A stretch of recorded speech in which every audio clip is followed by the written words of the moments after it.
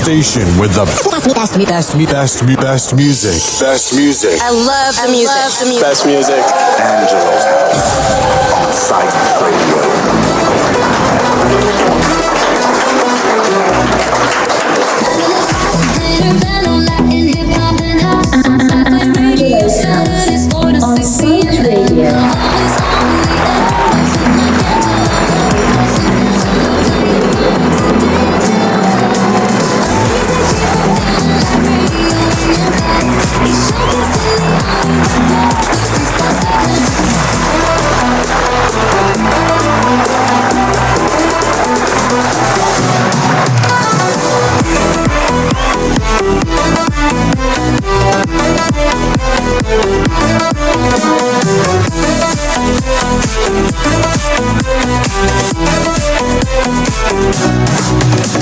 Angelos House on Site Radio. Angelos House on Psyched Radio.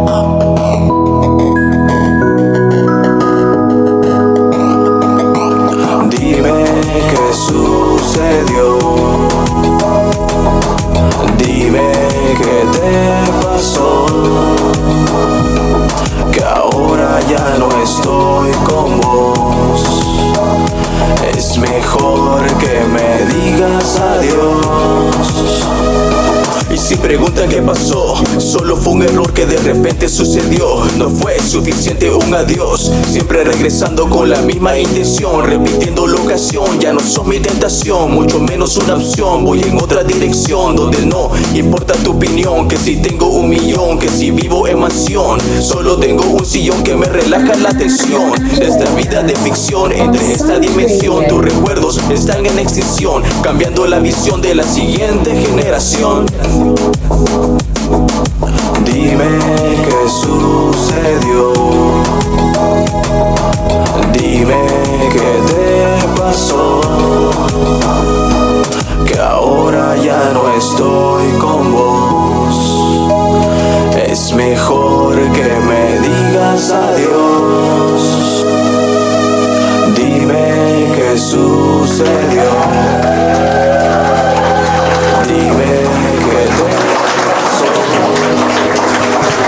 Yo, we're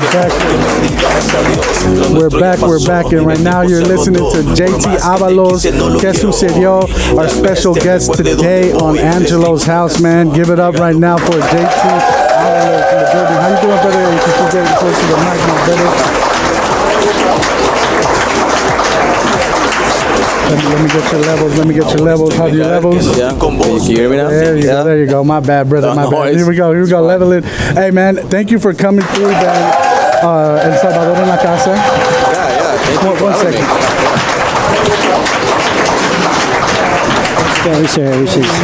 Yeah, we're just fixing the wind situation over here. Hey, man. Thank you, bro. Thank you for coming down, man.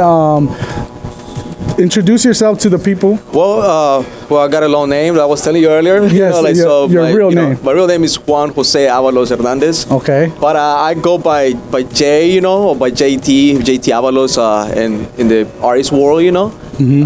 But everybody can call me Jay. That's fine.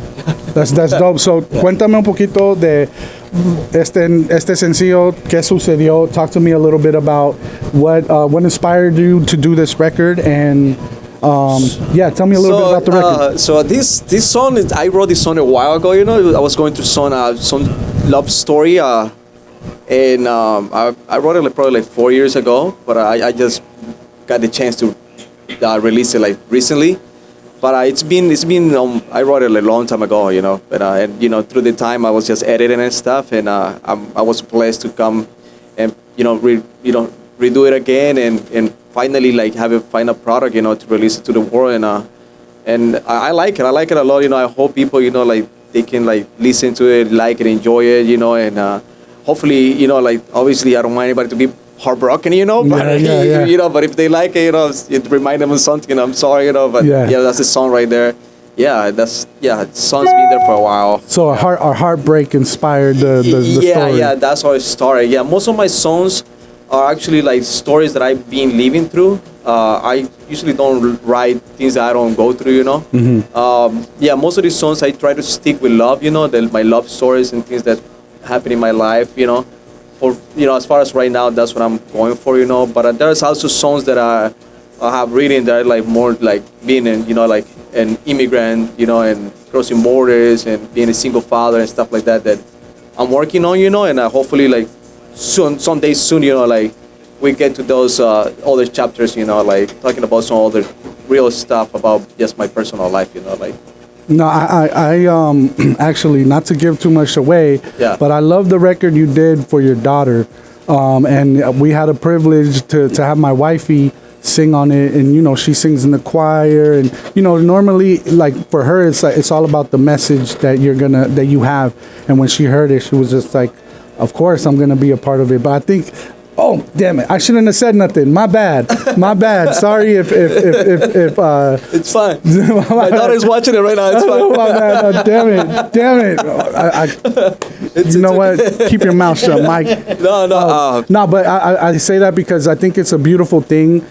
Because sometimes we have artists that just are thinking about what the cool message and let me be popular and what's trending, and I think love is a very beautiful topic, and there's the bad side of love, right, the heartbreak, but then there's a beautiful side when you do have love, and then there's the fatherly love.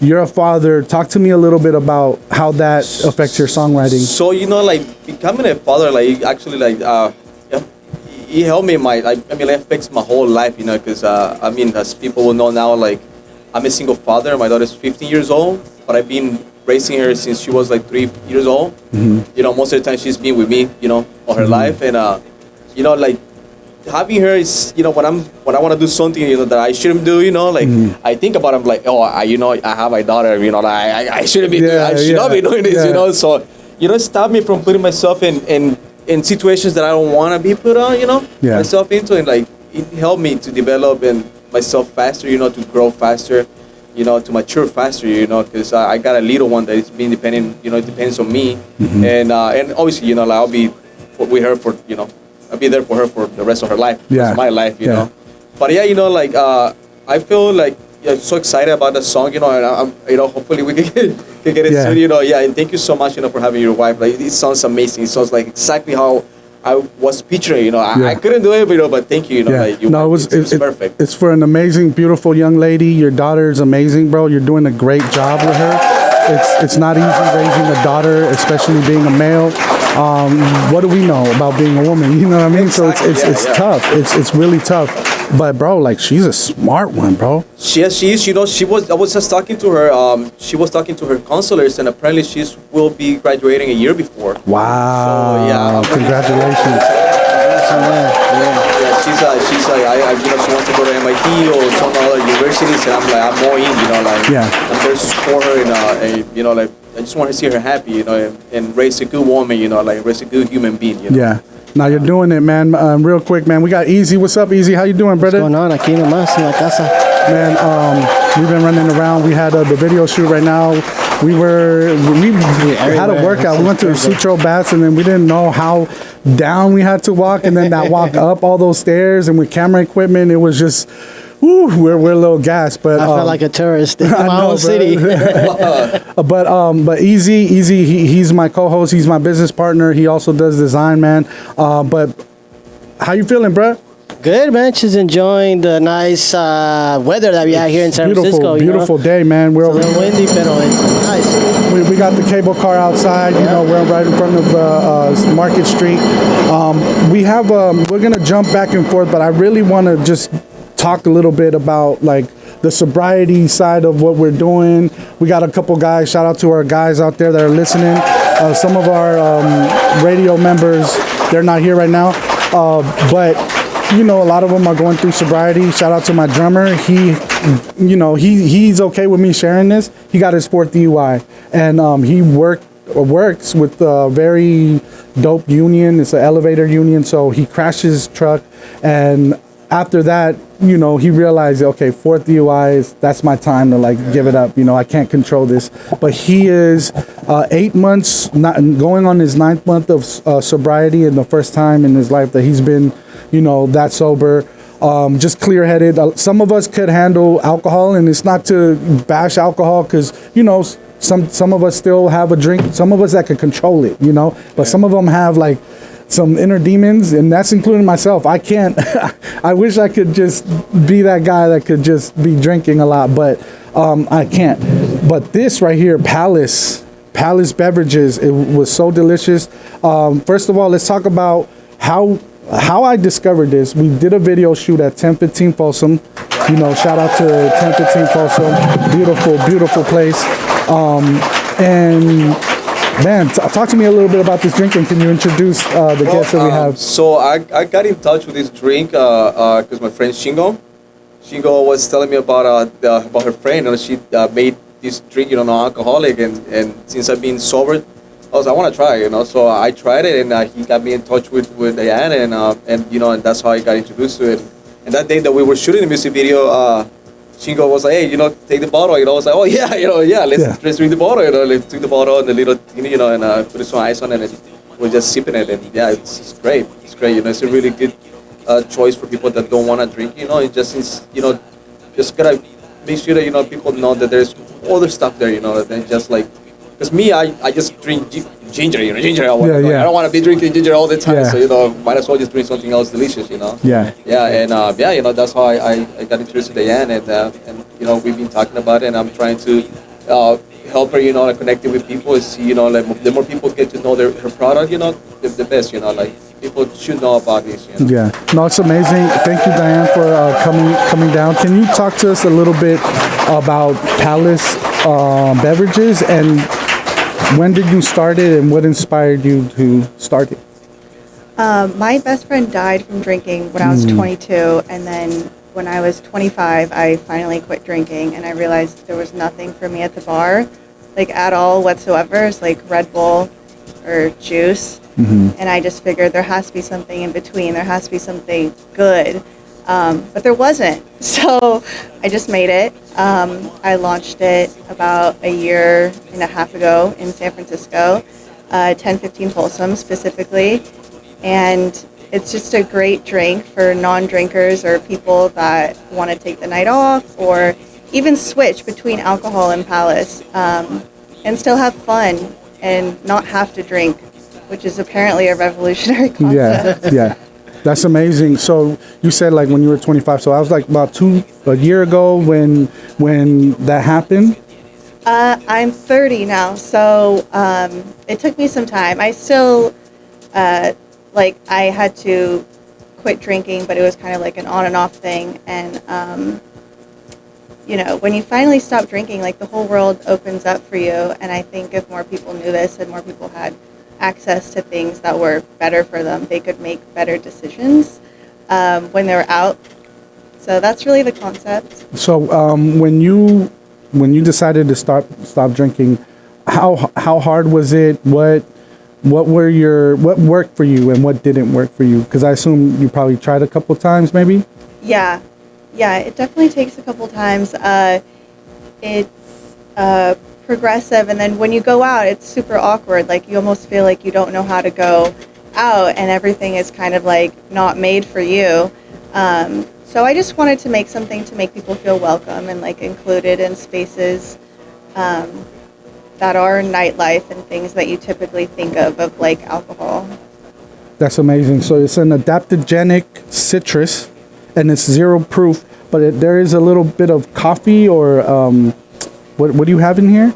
It has caffeine. L-theanine, lemon balm, and vitamin B3. And it's basically formulated to kind of emulate alcohol, so it makes you a little social, it gives you energy. It has like the vitamins, so if you're like out all night, it's like a good thing to drink. And you can kind of just drink it instead of alcohol, so like in soda, on ice, in like a pina colada, like literally anything you want. And it's really good. So this kind of defeats the purpose, but have you had any people tell you that they've mixed it with alcohol? Yes, yeah, 100%. My dear friend Shingo mixes it with alcohol all the time. Yeah. That's great. How do you feel right now? Because I feel like in the culture, maybe like 10 years ago, people weren't trying to go sober, but I feel like right now, at least I'm seeing a lot more people trying to go through, giving their body a break. And maybe if it's not a permanent, it's like, yo, let me just give myself a year of not drinking. Have you seen that in the culture more now? Yeah, I mean, when I got sober 5 years ago, it was still kind of like unheard of. Everyone still asked me, like, why would you do that? And all this stuff. Like, I was the bad one getting sober. And then now everyone does it, you know, like dry January, sober September. It's like a non-issue now if you want to get sober. Everyone's like, oh, yeah, for sure. Yeah. But 5 years ago, it was still very, like, weird to want to not drink. And were you always, because you work in the nightlife too, in the club life, right? So when you decided to go sober, were you in that industry already? No, I was not. I was a tech worker, but, you know, what does any tech worker like to do at night? Yeah, like, go out. Like, yeah, for sure. So how did you find that transition when, so now you're sober, now you're in the nightlife. Was that hard, or was that just like, okay, easier for you because now you're a little bit more clear mentally going in that world? It takes a minute, but you do get there. But you do need like a crutch. Like that's why like I believe in my product, or like whatever, like a Red Bull. But like you do need something when you're out. Mm-hmm. It's like critical. It's a social thing, right? You gotta like socially feel like you're part of. I mean, I think that's why a lot of us drink, because we have to be in the mix with everyone else, and so we're kind of like forced to drink. Because I'm a drinker, but I don't like to get drunk. I don't like to feel really buzzed. Just do like to, you know, to take off the edge a little bit. You're able to be a little more open with people.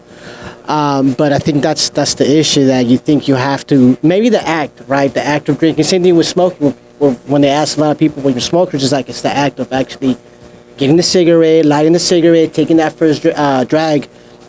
So I feel like alcohol is the same thing. Like most of us do it because everyone else is doing it around us. So when you have a product like this, where you don't feel so out of place, you know, you're like, okay, I'm drinking too, but it's not getting me, you know, it's not hard for my body, pretty much. So yeah, I feel like for some of us, I mean, even at one point I was like that, but now I became like a caretaker when we go to these events. So it's like I kind of have to be on my P's and Q's. And also, like, I feel like when I drink a little bit, I'm a little, not aggressive, but I'm just like zero tolerant with the BS. I get anxious, you know what I mean? So for my anxiety, sometimes I used to have the cigarettes or have that drink because I feel like I'm running out of air in this club, and I have to be, because I work in that field. But now throughout the years, I had to like just find what works for me. So in the beginning was Red Bulls and stuff, and now I could just literally have a water bottle in the club. Like we were just Thursday at what was it, Temple, and it was like, you know, we're a VIP, and it's like we're getting these drinks thrown at us, and it's like, I wish this was there. You know what I mean? I wish this was there at Temple. So we got to hit up Temple, man. We got to see what we got to do to get this product in there, because I feel like all the clubs in the city need to have this for sure. It's something that's catered to the people that, you know, maybe don't want to drink, or maybe they're not like fully drinkers, but they want to have another option other than Red Bull. This one has also, you said it has like vitamins, or? Yes, it has B vitamins, which just overall like help your health, especially if like you're out all night, or, you know, if you're doing something other than alcohol, you can still drink Palace and it's safe. It's also safe if you're on medication like antidepressants or anti-anxiety. It's completely safe. And you do feel the effects. Like you do feel like the energy, like bottle service girls love it. They all drink it before their shifts. Like it's way better than Red Bull. I don't know if I'm allowed to say that. No, you can. Is this the only flavor you have? Yeah, right now, yeah. Okay. But that's cool because you can make already, because I saw him make something and then I was like, bruh, like I told my son about it. I'm like, hey, because my son, he's 17, but he's already adopting the sober, like he's never had a drink, or he's not really, that's not his thing, you know? And then I told him, hey, if you ever want to do anything, try it with your dad. You know what I mean? Don't try it with anybody else. But he's like, you know what? No. Well, my dad had cirrhosis in his liver because of alcohol. He almost died. So for me, it kind of, you know, that resonates a little different. So for my son, he knows that. But I shared with him, like, I can't wait to share this with you because it's like not alcohol, but it's like gives that little feel, you know? Yeah. So I think it's cool. And that's also like, it's good that the kids also have something to look towards to, because I think at that age we're used to like, as soon as I turn 21, I'm gonna get that Patron, and that's cool.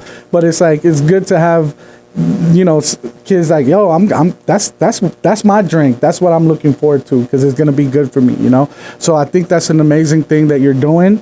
Anything that we can do to further this brand.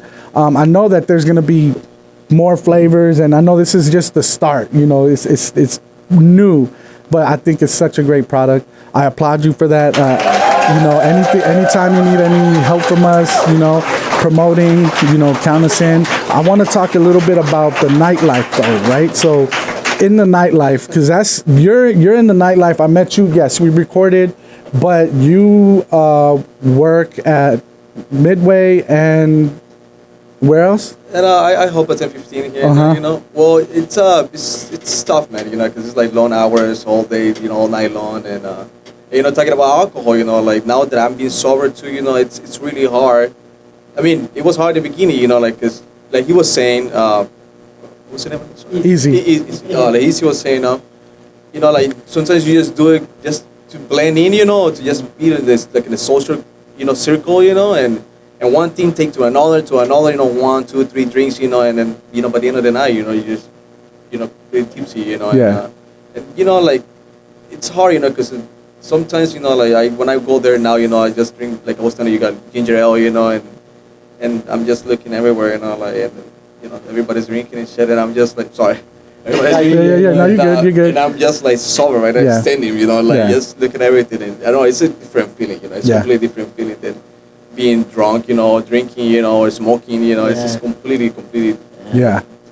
Sober life. As long as the music is good, you know, I will stay, but even, you know, I mean, I get bored easily, you know, like at the club scenes, but yeah, you know, I'm just there, you know, helping moving cables, putting some speakers and things like that, you know, like seeing so many shows, you know, so many different artists, you know, like behind the stage and stuff, you know, like it's a good, you know, a good experience, you know, to see how everything works behind the scenes and behind everything, you know, like, and just like seeing it, you know, like all this time. You know? Yeah, I feel like that's why I wanted to talk a little bit about that, because I feel anybody that's an engineer, or you're in that scene, or you're in the club scene, it's like the best training for artists or any business that you want to create. It's one of the most. I'm an engineer, bro, so I feel like sometimes we don't get the credit that we deserve. Even the people that do visuals, a lot of the time it's like they don't know how hard you got to be there early. I don't know if my brother could chime in too, because I know he was there from the beginning with the video stuff, and I would love to kind of hear like about what he does in his experience in the engineering world, right? Yeah. Yes. I'm not an engineer. No, I just do the drinks program at Okay. So, but as far as like behind the scenes and doing like anything in the club world, talk to me about your experience in there and what, how have you grown from you started and where you're at right now? Oh man, I mean, I've been working in clubs my whole adult life. Yeah. By like 10, 15, it's like a monster that just keeps, you know, hopping up new heads every time you think you got something figured out, and it's gonna come back and, you know, make trouble for you. Yeah. It's a good time, you know. It's hard to like keep it in mind when we're doing the thing, we're partying, like, or you know, we're facilitating a party. That's exactly what it is. It's supposed to be a good time. It's a party. Don't take it too serious, but like a lot of serious things happen when you gotta like, you know, be on top of it. Yeah. And having, you know, having a clear head while people are falling out on ketamine and being able to tell the difference between whether or not it's an opiate or it's ketamine or it's GHB or whatever it is that they're doing is really important. But, I didn't know any of that stuff when I was young. I just drank a liter of liquor a day, and then you know, slowly you find what does that really help? Yeah. You know, so I don't know. I think it's we just did this event at the rickshaw stop, and so I'm like band directing. We did it ourselves, right? But then I seen some of my folks that they're not supposed to be working. They're technically not working, but they're having a good time. And then I have my team that's like, we're on it. But at one point I'm like, man, I'm stressing, I'm doing everything, and everybody's just having a good time, and they're hella drunk. Some people are doing other extracurricular activities, and it's just like, it's so frustrating. But it's like, my wife was there, and she's like, look, man, you guys are creating a space for people to actually like unwind. You know, they're dealing with stress, they're dealing with that, and sometimes, you know, you just kind of have to separate yourself from that, and it's let them do what they do. How patient do you have to be in the world that you're in, because you're dealing with a lot of different stuff, right? You're talking about drugs and alcohol, right? Yeah, drugs, alcohol, and personalities. Yes. There's a lot of ego that you have to like parse through. I mean, it is an escape, like for everyone else. As for a lot of us that work there, I mean, that's how we make a living, and it is kind of confusing because if you go to any other party when you're not working, you know, you're doing the same thing. But like, I think a lot of people have a hard time separating that part, and then it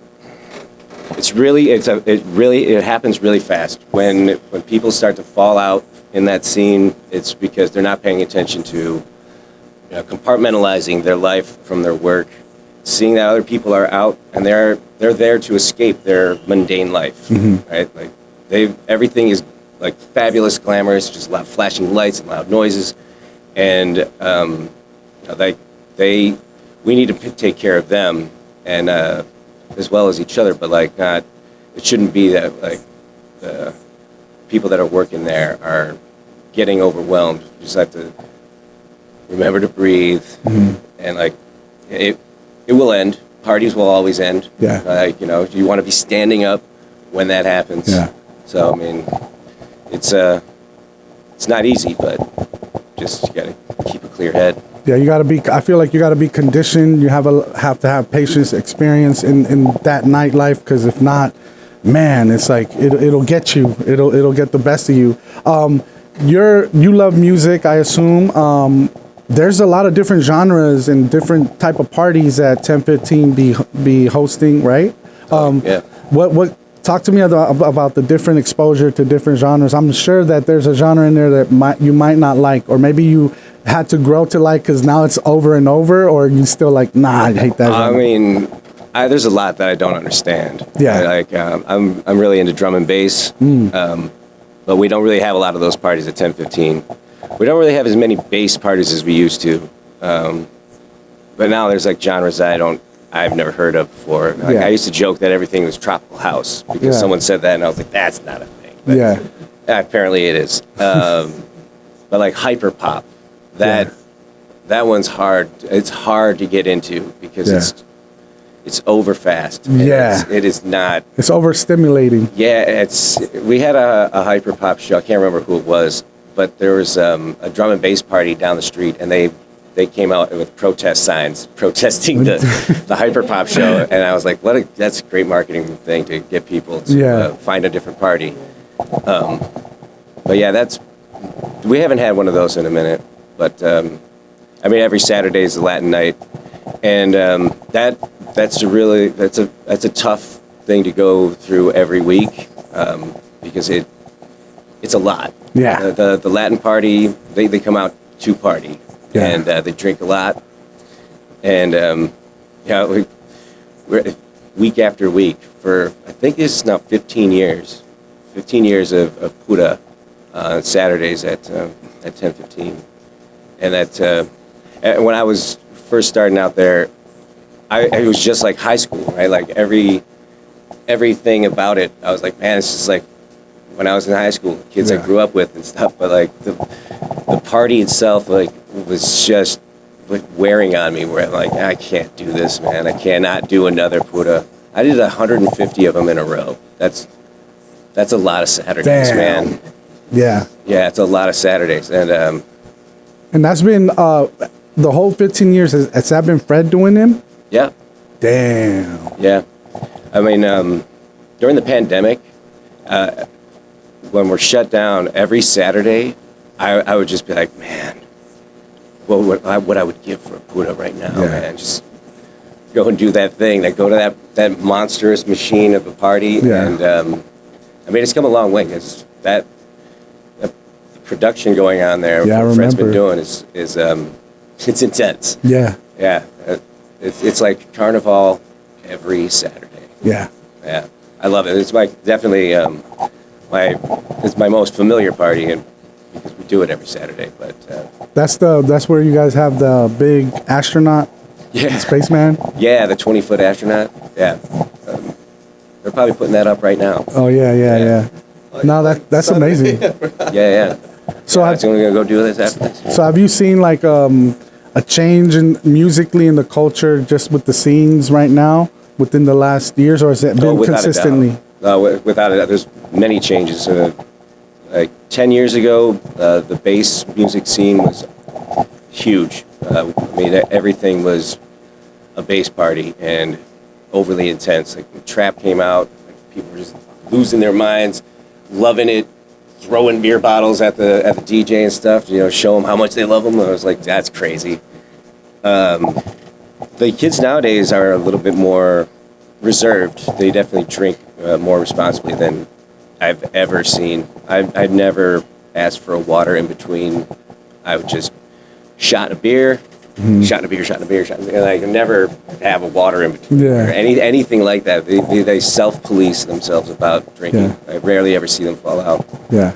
But I think that has a lot to do with the pandemic as well.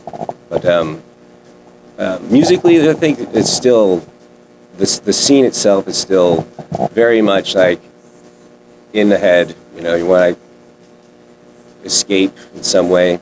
It's just like maybe the genres are a little different, a little bit more mixing of things. Like the EDM things that are out and about, they get brought into the reggaeton thing on Saturday nights, which never used to happen. Like the Latin house stuff and yeah, like I mean, you're hearing the Eurythmics and stuff. Yeah. I'm like, damn, that's crazy. Yeah.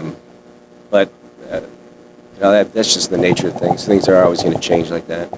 Yeah, that's dope. I wanted to talk a little bit about what inspired you to do music. Like, were you okay? First of all, you're Salvadoreño. You were in El Salvador.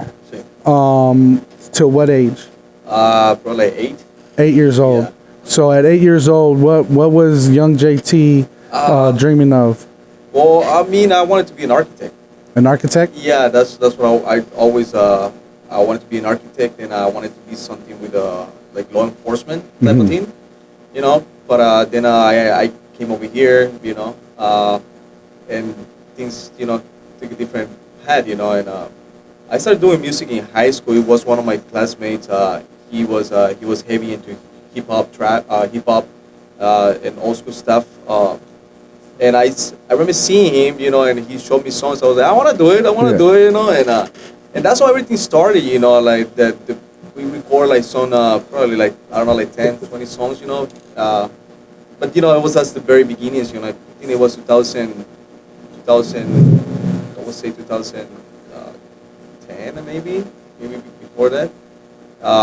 And after that, like graduated high school, and I stopped doing music. I stopped it at all.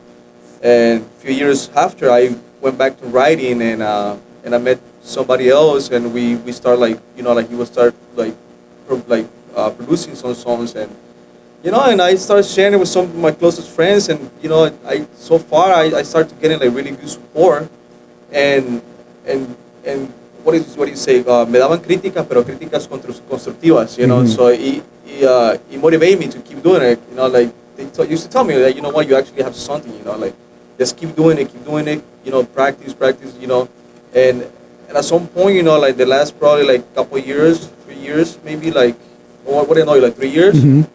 I decided to take it seriously, you know, and now, you know, like now I'm taking singing classes, and you know, I'm being sober.